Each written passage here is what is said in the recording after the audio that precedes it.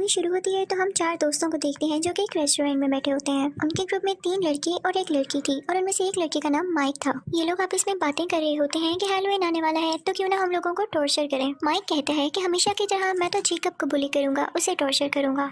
In fact Jacob एक innocent सा लड़का था जिसे हर साल माइक तंग किया करता था। ये प्लान सुनकर उनकी फीमेल फ्रेंड उन्हें मना करती है कि तुम लोगों को ऐसे किसी को तंग नहीं करना चाहिए और जेकब का क्या कसूर है जिसे तुम लोग हर साल सताते हो। तो माइक कहता है कि तुम्हारे सवाल में ही तुम्हारा जवाब है कि हम उसे हर साल सताते हैं और ये अब हमारी आदत बन चुकी है। तुम क्या जानो कि उसे सताने में कितना मजा आता है। वो लड़की उस ग्रुप में मौजूद अपनी बेस्ट फ्रेंड को भी मना करती है कि ऐसा नहीं करना तुम, लेकिन जब माइक उसकी बात नहीं मानता तो वो वहाँ से उठकर चली जाती है। फिर हम देखते हैं कि माइक और उसका दोस्त खाना खा चुके होते हैं और अब वो जाते हैं मैनेजर के पास बिल पे करने के लिए। तो मैनेजर उनसे पूछने लगता है कि हैलोवीन आ रही है, तुम लोगों के क्या प्लान्स हैं। तो माइक उससे कहता है कि हम एक लड़के को बहुत बुरी तरह टॉर्चर करने वाले हैं जिससे हमें बहुत मजा आने वाला है। तो मैनेजर भी अपना इंटरेस्ट शो करता है और कहता है कि मैं भी जाना चाहता हूँ, मैं भी देखना चाहता हूँ कि तुम लोग कैसे उसे टॉर्चर करोगे। माइक कहता है कि नहीं, ये मेरी और मेरे दोस्तों का प्लान है। तो वो मैनेजर उसे काफी रिक्वेस्ट करता है और आखिरकार माइक मान जाता है उसे अपने साथ ले जाने के लिए जेकब को टॉर्चर करने। अब हम जान लेते हैं कि जेकब था कौन। वो एक मेंटली लड़का था जिसका दिमाग ठीक से काम नहीं करता था और ना वो ज्यादा कुछ सोच पाता था। उसे कैंडीज खाना बहुत पसंद था और सबसे बढ़ के कॉर्न कैंडी, जिसे वो एक पंपकिन बास्केट में लिए फिरता था। वो एक फेस्टिवल की तरफ जाता है। बेसिकली वो यहाँ पर एक वर्कर के तौर पर आया था। तो फेस्टिवल का ऑनर उससे कहता है कि तुम अपने पूरी लगन से काम करना, पूरे ध्यान से काम करना और याद रहे कोई भी ऐसी हरकत ना करना जिससे तुम्हारी या मेरी बेइज्जती हो, इंसल्ट हो। तो वो ऑनर उसे कहता है कि शो शुरू होने ही वाला है, तुम अपनी तैयारी कर लो। लेकिन जेकब जैसे ही बाहर आता है उसके सामने माइक और उसके वही लोग खड़े होते हैं जो कि इसे तंग करने लगते हैं। लेकिन जेकब ये सब बर्दाश्त करके तंग आ चुका था। वो खुद के डिफेंस में माइक को धक्का दे देता है ताकि वो उसे कुछ ना कहे। लेकिन माइक को और ज्यादा गुस्सा आ जाता है और वो उसे बहुत मारने लगता है। उसके साथी भी उसे मार रहे थे जिसकी वजह से जेकब वहीं पर मर जाता है। ये सब कुछ होता हुआ माइक की फीमेल फ्रेंड भी देख लेती है क्योंकि वो वहाँ पर छुप के खड़ी हुई थी। उसके दिल को कुछ होने लगता है कि ये लोग कैसे किसी की जान ले सकते हैं। फिर हम देखते हैं कि माइक और उसके दोस्त जब घर जाते हैं तो उन्हें इस बात का कोई रिग्रेट नहीं होता कि हमने किसी की जान ले ली, बल्कि वो कहते हैं कि जेकब की गलती थी। हम हर साल उसे टॉर्चर करते थे और वो हमारा टॉर्चर बर्दाश्त कर लेता था, सह लेता था। लेकिन इसी साल उसने खुद को प्रोटेक्ट करने के चक्कर में मुझे धक्का दिया तो क्या मुझे गुस्सा ना आता।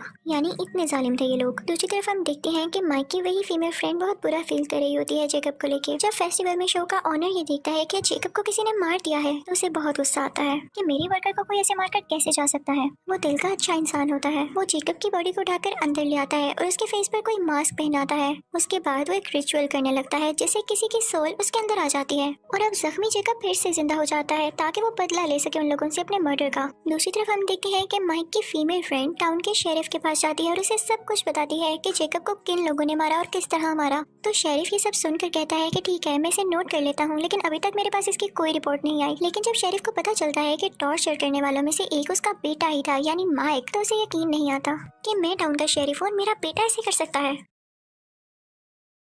तो वो सीधा उस फेस्टिवल के ऑनर के पास जाता है और उसे पूछता है कि जेकब कहाँ पर है, उसे क्या हुआ था। तो वो ऑनर उसे कहता है कि सबको गलत लगा कि वो मर गया है, वो बस कुछ जख्मी था, अब मैंने उसे रेस्ट करने उसके घर भेजा है। क्योंकि बात तो सच थी कि ऑनर की हरकत के बाद हम जेकब को मरा हुआ तो काउंट नहीं कर सकते थे ना। शेरिफ सीधा जेकब के घर जाता है और दरवाजा नॉक करने लगता है, लेकिन कोई भी दरवाजा नहीं खोलता तो वो वापस आ जाता है। फिर हम माइक की उस फीमेल फ्रेंड को देखते हैं। उसका एक दोस्त उससे मिलने आता है और वो उसे बताता है कि शेरिफ ने इन्वेस्टिगेशन की है और उन्हें पता चला है कि जेकब अभी जिंदा है। ये सुनकर उस लड़की को थोड़ा सुकून होता है कि शुक्र है वो जिंदा तो है। फिर हम देखते हैं कि मैनेजर जिसने माइक के साथ मिलकर जेकब को मारा था वो किसी को बता रहा होता है कि मेरी हेरोइन बहुत अच्छी गुजरी, मैंने बहुत मजा किया पहली बार। और फिर उसके बाद वो वॉशरूम आता है जहाँ पर वही पंपकिन बास्केट पड़ी होती है और उसमें कॉर्न कैंडी होती है। वो उसे खाने लगता है और तभी वहाँ पर जेकब आ जाता है। जेकब उसका पेट चीर कर उसे पूरी तरह से मार डालता है, यानी उसने अपने एक मर्डर से बदला ले लिया था। उस जगह पर शेरिफ भी आ जाता है और इन्वेस्टिगेशन करने लगता है। हर तरफ कैंडी कॉर्न बिखरी हुई थी। जब शेरिफ इन्वेस्टिगेशन करता है तो उसे पता चलता है कि उस रात जेकब को टॉर्चर करने वालों में से ये मैनेजर भी था। तो उसे पता नहीं क्यों ये शक होता है कि इसके पीछे जेकब का हाथ है, जेकब ने ही इसे मारा है। वहाँ पे माइक की वो फीमेल फ्रेंड भी होती है जो कि अपने बेस्ट फ्रेंड के साथ आई होती है। तो शेरिफ उनको भी सब कुछ बताता है जो कि जाकर वो माइक और उसके दोस्त को बताते हैं। माइक कहता है कि ये तो पॉसिबल ही नहीं है कि जेकब किसी का मर्डर कर सके, उसमें इतनी हिम्मत कहाँ से आई। उसमें अगर इतनी हिम्मत होती तो वो खुद को बचा ना लेता। और जहाँ तक बात रही मैनेजर के मर्डर की, तो हो सकता है उसके किसी दुश्मन ने उसका मर्डर किया हो, जरूरी तो नहीं है कि जेकब ही हो। तो बाकी सब लोग भी इस बात को मानने पर तैयार हो जाते हैं कि हो सकता है कि उनका ख्याल ही हो। लेकिन जैसे ही वो लोग माइक के दोस्त के घर से जाते हैं तो उसे अजीबोगरीब हरकतें महसूस होना शुरू हो जाती हैं अपने घर में। वो आगे बढ़कर देखता है तो उसे भी वही पंपकिन बास्केट दिखाई देती है। वो बहुत हैरान होता है कि ये यहाँ पर कैसे आ गई, और इसी हैरानी में उस पर जेकब अटैक कर देता है। वो उसे दीवार के साथ लगा के अपने हाथ से ही उसकी स्पाइनल कॉर्ड यानी रीढ़ की हड्डी खींच लेता है, जिससे उसकी फौरन डेथ हो जाती है। दूसरी तरफ हम देखते हैं कि शेरिफ को पूरा शक होता है कि ये मर्डर जेकब ही कर रहा है। तो वो दोबारा से उस फेस्टिवल ऑनर के पास जाता है। तो वो उसे आगे से कहता है कि मैंने आपको बताया ना कि वो जख्मी था और मैंने उसे अपने घर रेस्ट करने के लिए भेजा है। अभी वो लोग बात कर ही रहे होते हैं तो एक और पुलिस ऑफिसर वहाँ पर आकर शेरिफ को बताता है कि माइक के एक और दोस्त का मर्डर हो गया है। शेरिफ वहाँ पर जाकर देखता है तो उसे वहाँ पर भी कॉर्न कैंडी मिलती है। अब शेरिफ का शक सच्चा साबित हो चुका था। वो जेकब के घर जाता है लेकिन उसे वहाँ पर जेकब नहीं मिलता। जब वो उसके बेड के नीचे देखता है तो एक अजीब सी डेड बॉडी होती है जो कि बहुत पुरानी थी और वो जेकब की मदर की थी। लेकिन इस बॉडी का बाकी होने वाले मर्डर से कोई लेना देना नहीं था। शेरिफ अब खुद जेकब की तलाश में निकल पड़ता है और अपने बेटे माइक से कहता है कि तुम घर में रहोगे, बाहर मत निकलना, खतरा है तुम्हारी जान को। शेरिफ इस वजह से शहर भर में होने वाले कार्निवल, फेस्टिवल्स और इवेंट्स को रोक देता है और कहता है कि सब अपने घरों में रहें। ये सुनकर सब लोग बहुत गुस्सा होते हैं। उस फेस्टिवल के ओनर का जो स्टाफ था वो भी उस पर गुस्सा होता है कि कुछ न कुछ तो है जो आप हमसे छुपा रहे हैं और ये शायद आप ही की वजह से हो रहा है। अब हम कमाएंगे किस तरह? तभी उनमें से एक आदमी जिसका नाम बिशप होता है वो उस फेस्टिवल के ओनर से मिलता है और कहता है कि क्या जो तुम कर रहे हो वो ठीक है, तुम जो भी कहोगे मैं उस पर बिलीव कर लूंगा। तो वो ओनर कहता है कि जी बिल्कुल ठीक कर रहा हूँ मैं। हम जैसे लोग, हम जैसे छोटे लोग हमेशा टॉर्चर होते आए हैं और माइक जैसे बड़े लोग हमें टॉर्चर करते आए हैं।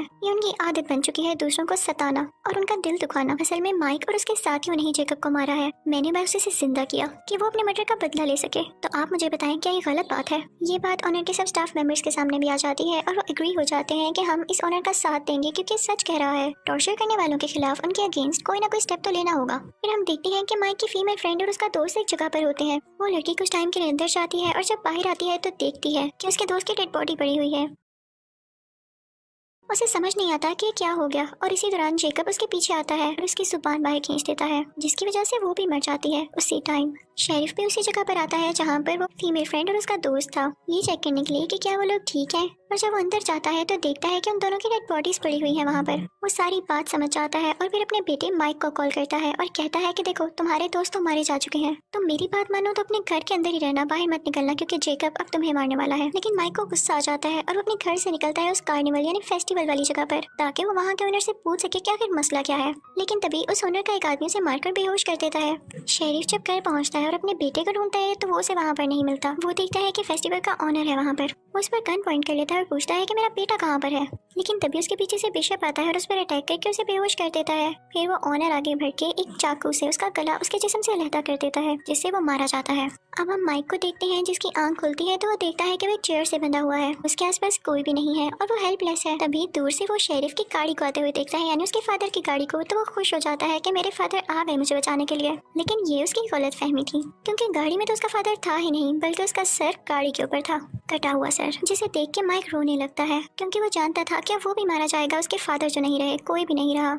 तभी आता है जेकब उसके सामने, जो कि अब उसे बहुत बुरी तरह टॉर्चर करके मारने वाला था। उसके दोनों बाजू उसके जिस्म से लहदा कर देता है और फिर एक एक करके उसके सारे दांत निकाल देता है और इसी तरह उसे टॉर्चर कर करके उसे मार डालता है। फिर सीन चेंज होता है और हम उस फेस्टिवल के ओनर को देखते हैं जो कि किसी दूसरे शहर में अपना शो कर रहा होता है। वो वहाँ पर एक लड़की को एक नेकलेस देता है जो कि माइक के दांतों से बना हुआ था और उसे बता रहा होता है जेकब के बारे में। तो वो लड़की कहती है कि मुझे इस बात पर यकीन नहीं है कि वो कैसे जिंदा हो गया और कैसे लोगों को मारता है। तो वो ऑनर उससे कहता है कि कुछ लोग मासूम लोगों की बिला वजह जान ले लेते हैं, उनको सबक सिखाने के लिए जेकब को जिंदा किया गया है। फिर मूवी के लास्ट सीन में हम देखते हैं कि जेकब अपने घर में वही मास्क पहने बैठा होता है और वो अपनी फेवरेट कॉर्न कैंडी खा रहा होता है और इसी के साथ ही मूवी एंड हो जाती है। Thank you for watching.